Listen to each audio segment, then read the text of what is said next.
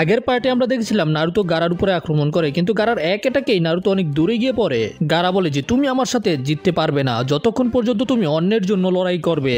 তুমি কিছুই করতে পারবে না যদি তুমি আরেকজনকে বাঁচাতে চাও। তোমার বন্ধুদেরকে ভুলে যাও আর নিজের জন্য লড়াই করো। নারুতো বলে কি কইলি? নিজের বন্ধুদেরকে ভুলে যাব? এটা কোনোভাবেই হবে না। যা কিছুই হয়ে যাক না কেন আমি আমার বন্ধুদেরকে সবসময় বাঁচাবো। নারুতোর এই কথা শোনার পরে আবারও গারার কি যেন হতে শুরু করে। তারপরে আমরা আরো একবার গারাকে ফ্ল্যাশব্যাকের মধ্যে দেখতে পাই। যখন গারা জানতে পেরেছিল ওকে মারতে আসা নিনজা আর কেউ না, এটা তো ইয়াশিমারু। এটা জানতে পারার পরে গারা একেবারে ভেঙে পড়ে। কিন্তু তখনই গারা দেখতে পায় যে ইয়াশামারু এখনো জীবিত আছে। গারা জিজ্ঞাসা করে, ইয়াশামারু তুমি এটা কেন করলে? আমি কিছু বুঝতে পারতাছি না। ইয়াশামারু বলে যে গারা, তোমার বাবা লর্ড কাজেকাগে আমাকে তোমাকে মারার অর্ডার দিয়েছে। তখন গারা বলে যে কি, আমার বাবা? কিন্তু আমি কি করলাম? ইয়াশামারু বলে গারা, যখন তোমার জন্ম হয়েছিল তখন তোমার ভিতরে একটা মনস্টারকে সিল করা হয় আর তারপরে তোমার উপরে সেটা নিয়ে এক্সপেরিমেন্ট করা হয়। আর এক্সপেরিমেন্ট করার পরে জানতে পারা যায় যে তুমি সেটাকে কন্ট্রোল করতে পারবে না। এই কারণে তুমি আমাদের ভিলেজের জন্য এখন অনেক বড় একটা বিপদ হয়ে গেছো। এটাই হলো আসল কারণ যে লর্ড কাজেকাগে তোমাকে শেষ করে দিতে চায়। গারা তখন বলে, ও তাই নাকি? তার মানে হলো তুমি শুধু অর্ডারকে পালন করতাছিলা, তোমার কাছে এই আদেশ পালন করা ছাড়া অন্য কোনো রাস্তা ছিল না, তাই না? তখন ইয়াশামারু বলে, না গারা, আমার কাছে একটা রাস্তা ছিল। এটা শোনার পরে গারা একেবারে আশ্চর্য হয়ে যায়। ইয়াশামারু বলে, হ্যাঁ আমি তোমার বাবার অর্ডারকে পালন করেছি, কিন্তু আমি তোমাকে ঘৃণা করি। তুমি জন্ম হওয়ার পরেই আমার বড় বোনের প্রাণকে খেয়ে ফেলেছো, এই কারণে আমি তোমাকে অনেক বেশি ঘৃণা করি। এটা বলার পরে ইয়াশামারু নিজের জ্যাকেটকে খুলে ফেলে আর আমরা সেখানে তার বুকের মধ্যে অনেকগুলো পেপার বোম দেখতে পাই। তারপরেই সেখানে অনেক বড় একটা বিস্ফোরণ হয়, কিন্তু তারপরেই আমরা দেখতে পাই যে ওই স্যান্ড গারাকে ব্লাস্ট থেকে বাঁচিয়ে ফেলেছে। ভাই এটা আবার কেমন কথা? কিছুক্ষণ আগে ইয়াশামারু গারার সাথে খুব ভালোভাবে কথা কইতাছিল আর ভালোবাসা কারে কয় ওইটা বুঝাইছে, আর হঠাৎ করে তার মুখ থেকে এই সবকিছু শোনার পরে তার অবস্থা তো খারাপ হবেই। যে কারণে গারা ভালোবাসা শব্দটাকেই ঘৃণা করতে শুরু করে দেয় আর তার বলা সবগুলো কথাকে গারা মিথ্যা মনে করতে শুরু করে। আর ওই মুহূর্ত থেকেই গারা একেবারে পাল্টে গেছে। এখন গারার জীবনের শুধু একটাই লক্ষ্য, গারা অন্যদেরকে মেরে এটা অনুভব করবে যে গারা জীবিত আছে। এরপরে সিন আবারও প্রেজেন্টে ফিরে আসে, যেখানে গারা সকল পুরনো কথাগুলোকে মনে করে একেবারে ট্রান্সফর্ম হয়ে যায়। আর এইবার গারা একেবারে সম্পূর্ণভাবে একটা স্যান্ড মনস্টার হয়ে যায়। নারুতো এটা দেখে একেবারে আশ্চর্য, ভাই এইটা আবার কি? জীবনে প্রথমবার দেখলাম। আর নারুতো চিন্তা করে যে এখন নারুতোকে চিফ টোডকে সামান করতেই হবে, কারণ ওইটা ছাড়া নারুতোর কাছে এত পাওয়ারফুল আর কোনো জুৎসু নাই। এই জন্য নারুতো আবারও সামানিং জুৎসু করে। কিন্তু তখনই আমরা দেখতে পাই যে সেখানে একটা ছোট ব্যাঙ চলে আসে, যেটাকে দেখার পরে নারুতো সম্পূর্ণভাবে অবাক হয়ে যায়। নারুতো বুঝতে পারছিল না যে এত পরিশ্রম করার পরেও নারুতো চিফ টোডকে সামান করতে পারেনি কেন। তখনই এই ছোট ব্যাঙ বলে যে ওই আমারে কেন সামান করছো? সেখানে তোর কি দরকার? যাই হোক, তুই আমারে সামান করে ফেলছো, সেই জন্য আমারে কিছু খাওয়াইতে হইব। যদি না খাওয়াইতে পারোস তাইলে তোর 12টা বাজামো। নারুতো বলে যে আরে চুপ কর, আমার তো তোর দরকারও নাই। শালা ছোট ব্যাঙ কোথাকার, কই থেকে আইছস তুই? ব্যাগটা বলে যে যদি তোর দরকারই না থাকে তাইলে আমারে ডাকলি কেন? তুই কি পাগল নাকি হুদাহুদি আমারে ডাকছস? আর তখনই গারা ওদের দুজনের উপরে আক্রমণ করে দেয়। নারুতো ওই ব্যাংকটাকে নিজের হাতে নিয়ে ওই অ্যাটাককে ডজ করে আর আমরা দেখতে পাই যে ওই ট্রান্সফরমেশনের কারণে গারা অনেক বেশি শক্তিশালী হয়ে গেছে। কিন্তু নারুতো খুব ভালোভাবে জানে যে গারা এরকম কেন হয়ে গেছে। নারুতো গারার ভিতরে নিজেকে দেখতে পায়। নারুতোর মতে গারার ছোটবেলাও ঠিক নারুতোর মতোই কেটেছে। ঠিক গারার মতোই নারুতোর এমন একটা সময় ছিল যখন ভিলেজের সকল লোকেরা নারুতোকে একটা বিপদের মতো দেখত। গারার মতোই নারুতোর কোনো বন্ধু ছিল না। নারুতো সবসময় একেবারে একা ছিল। কিন্তু নারুতোর জীবন তখন পাল্টে যায় যখন নারুতোর জীবনের মধ্যে ইরুকা সেন্সে আসে। তারপরে কাকাশি সেন্সে, সাকুরা, সাসকে, তারা সবাই নারুতোকে অ্যাকসেপ্ট করেছে। কিন্তু যদি এমন না হতো, নারুতো সবসময় একা থাকতো, তাহলে আজকে নারুতোর অবস্থাও ঠিক গারার মতোই হতো। মানে নারুতো গারার মতো একটা মনস্টার হয়ে যেত। এরপরে গারা লাগাতার নারুতোর উপরে আক্রমণ করতে থাকে। এতে নারুতো অনেক বেশি ব্যথা পেয়ে আহত হয়ে যায়। কিন্তু নারুতোর এমন মনে হচ্ছিল যে গারা নারুতোর উপরে যত আক্রমণ করছে নারুতো আরো বেশি শক্তিশালী হয়ে যাচ্ছে।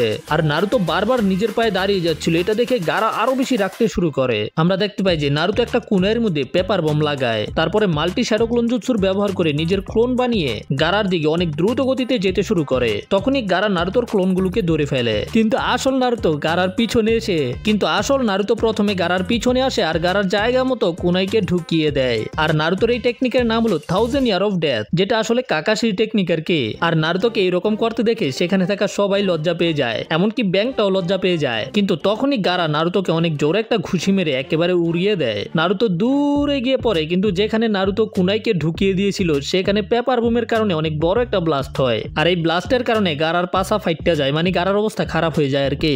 সাসকের জ্ঞান ফিরে আসে আর সাসকে প্রথমে নারুতোকে বলে যে আমার কথা শোনো, প্রথমে তোমাকে সাকুরাকে বাঁচাতে হবে আমার কাছে এখন আর চাকরা নেই, কিন্তু আমি কিছু সময়ের জন্য গারাকে থামাতে পারবো, আর এই সুযোগে তুমি সাকুরাকে নিয়ে এখান থেকে পালিয়ে যাও। কিন্তু নারুতো তখন সাসুকেকে বলে যে চুপ থাক, আমি কারো জীবনকে বিপদে পড়তে দিব না। নারুতো বলে যে আমি একটা জিনিস বুঝতে পেরে গেছি, আমরা যতই ট্রেনিং করি এটা কাজ দিবে না। আমরা অ্যাকচুয়ালি তখন শক্তিশালী হব যখন আমরা অন্য কাউকে বাঁচানোর জন্য লড়াই করি। আর তখনই নারুতো ফোকাস করে অনেক চাকরা বের করে, যেটা দেখার পরে তো সাসুকের ফাইটটা যায়। সাসুকে নিজের চোখকে বিশ্বাস করতে পারছিল না। আর তারপরে নারুতো মাল্টি শ্যাডো ক্লোন জুৎসুর ব্যবহার করে, এতে সেখানে নারুতোর আর্মি তৈরি হয়ে যায়। এটা দেখে তো সাসুকে একেবারেই আশ্চর্য। সাসুকে মনে মনে চিন্তা করে যে নারুতো তুই এটা কেমনে করলি, তুই কবে এত শক্তিশালী হয়ে গেছস। আমরা দেখতে পাই যে গারা এখনো রিকভার হয়নি, কিন্তু নারুতো তো পুরো আর্মি নিয়ে গারার উপরে আক্রমণ করতে যাইতেছে। নারুতোর শ্যাডো ক্লোনেরা গারাকে সরকারি দরে মারতে শুরু করে দেয়, লাত্তি দিতে দিতে উপরের দিকে নিয়ে যায়। আর সব শ্যাডো ক্লোন মিলে গারার উপরে ঘুষির বৃষ্টি করতে শুরু করে। আর এতগুলো ঘুষি খাওয়ার পরে গারা বিলাইক ও ভাই রে ভাই, ও প্যানেল মে আর ঘুষাইছে, মামুন ভাইয়ে লাচাইছে।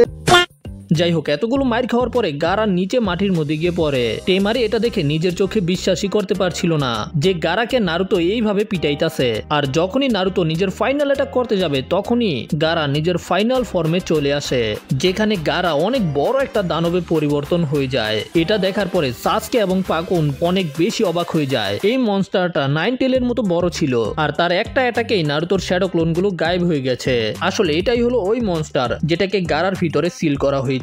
এই মনস্টারের নাম হলো শুকাকু। আর এই মনস্টার নারুতোকে স্যান্ডের মাধ্যমে ধরে ফেলে। সাসুকের অবস্থা এমন ছিল যে চাইলেও সাসুকে নারুতোকে সাহায্য করতে পারবে না। গারা নারুতোকে স্যান্ড কফিনের মাধ্যমে ভর্তা বানিয়ে দিবে, তখনই নারুতো আরেকবার সামানিং জুৎসুর ব্যবহার করে। আর এইবার নারুতো চিফ টোড গামাবুন্তাকে সামান করে ফেলে, যার আকার পুরো শুকাকুর সমান। গামাবুন্তা এই মনস্টারকে দেখেই চিনতে পেরে যায় এটা হলো ওয়ান টেল বিস্ট শুকাকু। নারুতো বলে যে তাহলে আমার ট্রেনিং শেষ পর্যন্ত কাজে আইছে। আর গারাও খুশি হয়ে যায় যে গারা এত সময় পরে একটা ওয়ার্দি অপোনেন্টের সাথে লড়াই করবে। নারুতো গামাবুন্তাকে বলে এই গামাবুন্তা তুমি কি রেডি নাকি? না না, আপনি কি রেডি নাকি? কিন্তু গামাবুন্তা বলে যে নারুতো আগে লুকানোর জায়গা খোঁজ, আমি কোনোভাবে এই মনস্টারকে হারাইতে পারতাম না। এটা শুনে নারুতো একেবারে আশ্চর্য হয়ে যায়। নারুতো বলে যে আরে ভাই, আমাদের মধ্যে তো একটা চুক্তি হয়েছিল যে আপনি আমারে বস মানবেন আর আপনি আমারে বাঁচাইবেন। আর ঠিক তখনই সেখানে ওই ছোট ব্যাংকটা বেরিয়ে আসে।